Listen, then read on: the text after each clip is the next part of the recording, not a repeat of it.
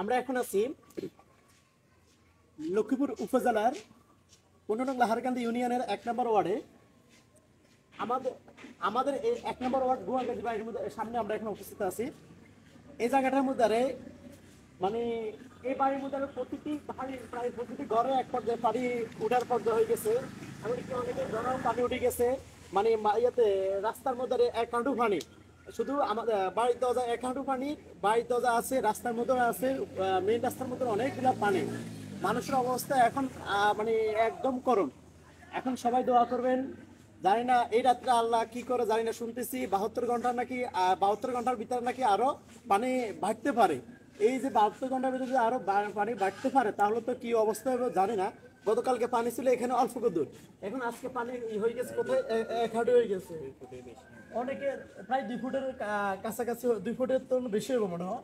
এরপরে গতকালকে দেখলাম মানে কারো বাড়িতে ঘর দুয়ার পর্যন্ত গেছে, কিন্তু ঘরে ঢুকে নেই। এখন কিন্তু সবাই ঘরে ঘরে এখন এক পর্যায়ে পানি ঢুকে গেছে। শুধু কাল আমাদের 1 নম্বর ওয়ার্ড না, আমাদের 1 নম্বর ওয়ার্ড গুয়াগাজী বাড়ি এখানে না, পরিস্থিতি আমাদের 1 নম্বর ওয়ার্ডের পশ্চিম দিকে হইতে অনেক ওয়ার্ডগুলো আছে, একদম অবস্থা খারাপ। আমাদের চাঁদখালির দিকে অবস্থা খারাপ, বিভিন্ন জায়গার দিকে দেখতেছি পানি আর পানি। অনেকের মানে ঘরের ভিতরে থাকার মতন উপযুক্তটা হচ্ছে না, মানে থাকা ঘরে তো থাকবে ওই জিনিসটা হচ্ছে না। অনেকের আবার এখন যে রান্না করে খাবে, ওই যে রান্না করবে ওই চুলোটা করা মানে ঠিক করবে ওই পজিশনে মানুষের নাই। অনেকে দেখা যায় কিছু মানুষের গ্যাস আছে, তাও গ্যাস অনেকে শেষ হয়ে গেছে। এখন বর্তমানে অবস্থা হলো গ্যাসের যে দোকানগুলোতে আছে, মানুষের বিপদের কারণে গ্যাসের দাম আরো দীর্ঘ করে দিচ্ছে, যার কারণে অনেকে গ্যাসের কিনতে কষ্ট হয়ে যাচ্ছে। টোটাল কত হলো, সব দিকে অবস্থা এখন মানুষের খারাপ, রান্না করতে পারতেছে না, সব দিকে মানে অবস্থায় যাইতেছে খারাপ দিকে।